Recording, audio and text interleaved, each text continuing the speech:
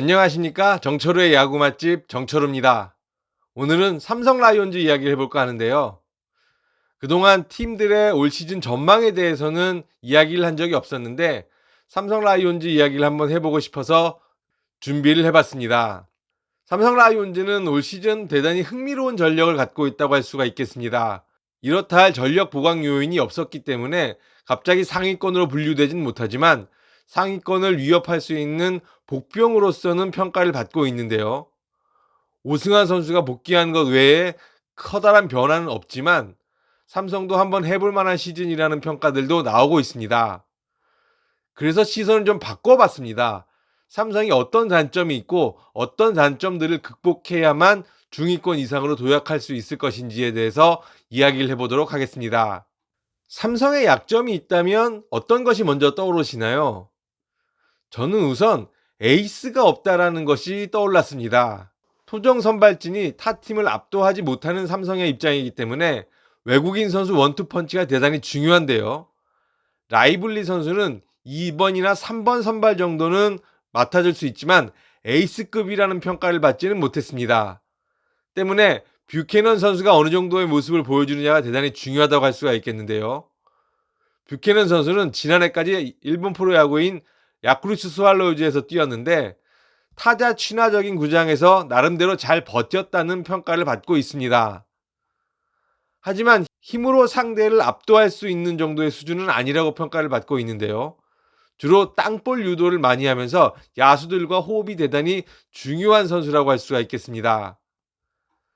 지난해 삼성은 LG를 만났을 때 윌슨, 켈리, 차우찬 이 원투 쓰리 펀치를 계속해서 만나는 아군을 겪었는데요. 운이 나빠서라기보다는 상대가 꼭 삼성을 잡겠다라는 의지를 보이면서 삼성전에 좋은 투수들을 많이 투입한 것으로 해석할 수가 있습니다. 올해도 시즌 초반 약점을 보이게 된다면 에이스급 투수들이 삼성전에 많이 투입될 가능성이 높은데요.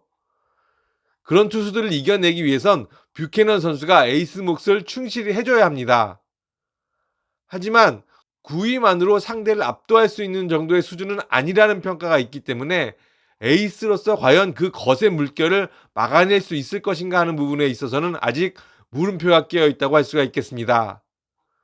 그런대로 잘 버텨줄 투수가 아니라 상대를 확실하게 제압할 수 있는 투수가 필요하기 때문에 뷰캐넌 선수의 9위가 어느 정도일지 그 뚜껑을 열어봐야만이 정답을 알 수 있을 것 같습니다. 뷰캐넌 선수가 그 몫을 해내지 못하게 된다면 삼성은 올 시즌에도 상대 선발진에게 약세를 보이는 그런 악순환을 이어가게 될지도 모릅니다. 삼성의 장점이라면 불펜을 들 수 있을 텐데요.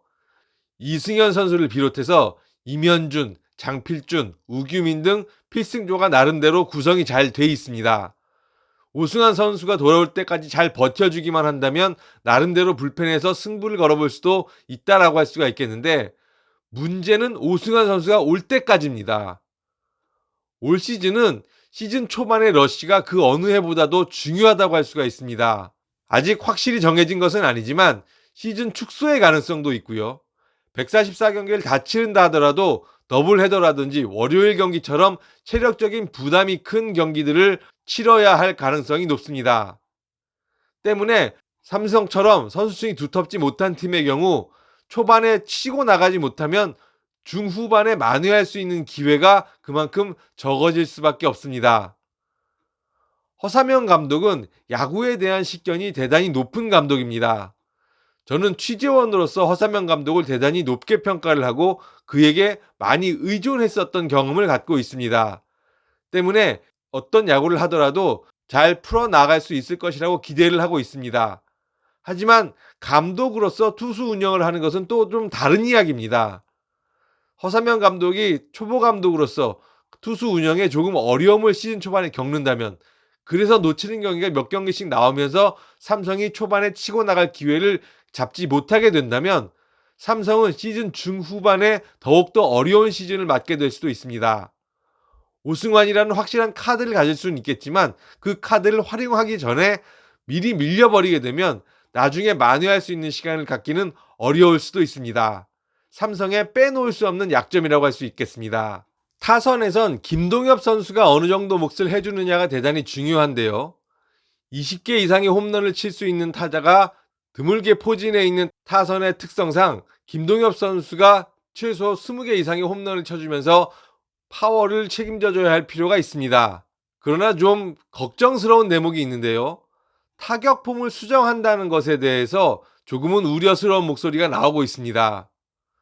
김동엽 선수는 레그킥을 하지 않았던 선수입니다. 레그킥을 하지 않아도 충분히 펜스를 넘길 수 있는 파워를 갖고 있는 선수이기 때문에 굳이 레그킥으로 힘을 모으는 동작이 필요 없다는 평가를 받았었기 때문에 이전까지는 레그킥을 하지 않았습니다. 하지만 김용달 타격 코치가 부임을 하면서 새로운 폼을 장착하게 되는데요. 레그킥은 아까 말씀드린 대로 힘을 최대화할 수 있는 장점을 갖고 있지만 낮게 떨어지는 공에 특히 약점을 보일 수 있는 타격폼이라고 할 수가 있겠습니다. 정확도 면에서는 조금 손해를 볼 수 있는 타격폼이라고 할 수가 있겠는데요. 과연 김동엽 선수가 새로운 타격폼에 어느 정도 적응할 수 있을지, 레그킥의 단점만 김동엽 선수에게 영향을 미치면서 혹여 레그킥의 안 좋은 부분만 영향을 미치면서 김동엽 선수에게 약점이 될 수도 있다는 부분을 간과해서는 안 될 것 같습니다. 김동엽 선수의 파워는 삼성이 치고 나가는 데 있어서 가장 중요한 요소입니다.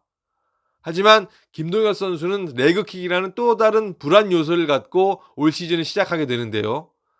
지난해의 실패를 반복하지 않겠다라는 의지는 좋지만 그 새로운 폼이 몸에 맞지 않을 경우 삼성 입장에선 상당히 곤란해질 수밖에 없습니다. 과연 김동엽 선수가 새 폼에 얼마나 적응할 수 있을지도 삼성의 포인트라고 하겠습니다. 거듭 말씀드리게 되지만 올 시즌은 초반의 러쉬가 대단히 중요합니다. 초반에 약점을 보이는 팀은 타 팀들의 집중 견제를 받으면서 어려움을 겪게 될 것이 분명해 보이는데요. 과연 삼성이 초반 러쉬에 어떤 모멘텀을 얻을 수 있을지 대단히 중요한 대목이라고 하겠습니다. 삼성이 오승환 선수가 돌아오기 전까지 어느 정도까지 버텨낼 수 있을지 올 시즌을 가름할 수 있는 대단히 중요한 포인트라고 할 수가 있겠는데요. 오승환 선수 외엔 이렇다 할 전력 보강 요소가 없는 팀이기 때문에 기존 전력의 선수들이 각각 플러스 요인을 만들어줘야 합니다. 과연 선수 개개인의 성장을 통해서 삼성이 단단한 팀워크를 만들어낼 수 있을지 올 시즌을 가늠할 수 있는 대단히 중요한 포인트가 아닐 수 없습니다. 오늘 제가 준비한 소식은 여기까지였습니다. 오늘은 댓글을 좀 많이 부탁드려 보겠습니다. 여러분들의 의견이 대단히 궁금합니다. 삼성이 과연 초반의 어려움을 이겨내면서 중위권 이상으로 도약할 수 있을 것인지 아니면 그대로 물러나면서 또 한 번의 약세 시즌을 맞이할 것인지 여러분들의 생각이 대단히 궁금합니다. 여러분들의 생각을 통해서 또 한 번의 컨텐츠를 만들 생각도 해보겠습니다. 좋아요와 구독도 잊지 마시고요. 오늘 방송은 이쯤에서 마치도록 하겠습니다. 감사합니다.